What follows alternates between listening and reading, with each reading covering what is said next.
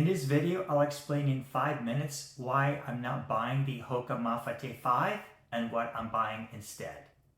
Welcome to Run Free and Strong, I'm Reto. This is not a video I wanted to make. I really wanted to like the Mafate 5. As background, I've trained and raced in several different Hoka trail shoes, as well as some of the road running shoes, and I'm reasonably familiar with their product lineup.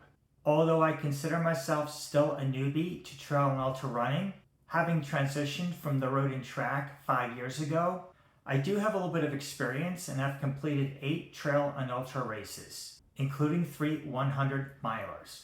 Full transparency, I've not tested the Mafate 5, and as I said, I will not buy it.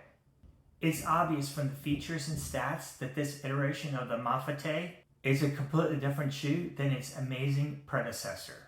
Just when we were hoping for a few small tweaks to the Hoka Mafate Speed 4, Hoka goes crazy and completely breaks the shoe. Let's look at the key features and stats of the Mafate 5 and compare these to the Mafate Speed 4, as well as a few alternatives. At the end, I'll tell you what I'm buying. Hoka made 3 key changes. Number 1, a new dual density EVA midsole designed for a more comfortable plush ride. Number 2, new rocker technology with a TPU plate sandwiched between the midsole layers in the forefoot and a much higher heel stack, both designed to improve the rolling motion for heel strikers.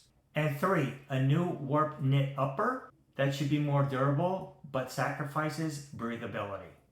These 3 new features create a completely new shoe. That will become even more evident when we compare the stats of the Mafate 5 to the Mafate Speed 4. Stack height.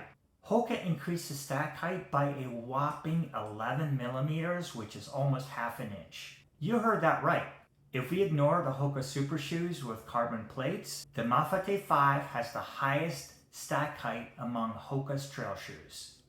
Obviously, it adds to the overall weight of the shoe and also begs the question about the stability of the shoe, especially on technical trails. Drop. Hoka doubled the drop from 4 millimeters to 8 millimeters. No kidding. Again, according to Hoka, the high drop should help heel strikers with their rolling motion and lessen the impact on the heel. As a midfoot striker, I'm not enthusiastic about the high drop and have some bad past experiences with injuries, including shin splints and metatarsal stress fractures from high drop road shoes.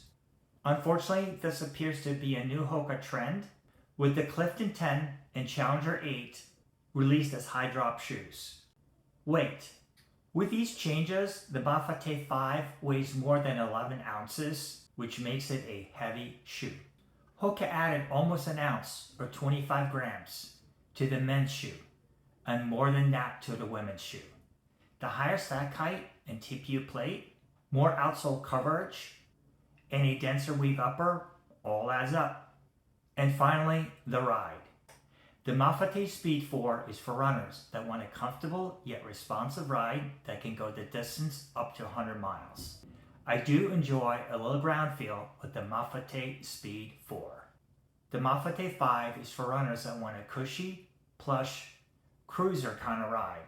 Heavy, slow, marshmallow soft. Where do we go from here? If you're like me and looking for alternatives within the Hoka family, there are 3 other shoes to consider. Obviously, the Mafate Speed 4.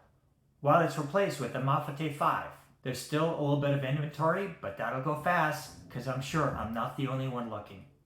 I've done a review of the Mafate Speed 4, which I'll link above and in the description below. My favorite value trail shoe is the Hoka Torrent 4.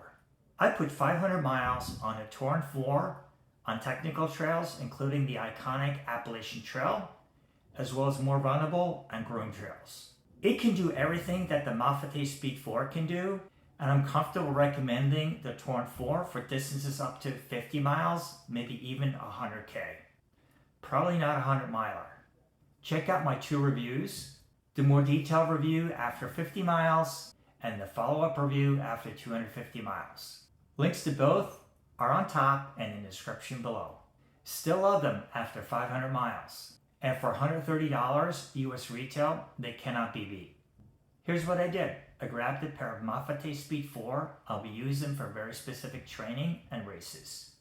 And I bought another pair of Torrent 4 for everyday training because the shoe is launched in August 2024, and I would expect a new Torrent 5 to be available in summer or fall of 2026. Keep fingers crossed the Hoka won't break the Torrent. A third possible option is the Hoka Speedgoat 6. I have not run in the last two iterations, so I cannot make a recommendation, but based on features and stats, it looks very similar to the Mafate Speed 4. As we close out the video, I have a question for you. Do you currently run on a Mafate 5, or are you considering buying them? Why or why not? Please leave me a comment below. If you're enjoying the content, please give the video a big thumbs up. Consider subscribing. I'm 5 weeks out from the Yeti 100-mile endurance run. Let's go, guys. Thanks very much for watching. Appreciate your support. See you in the next one.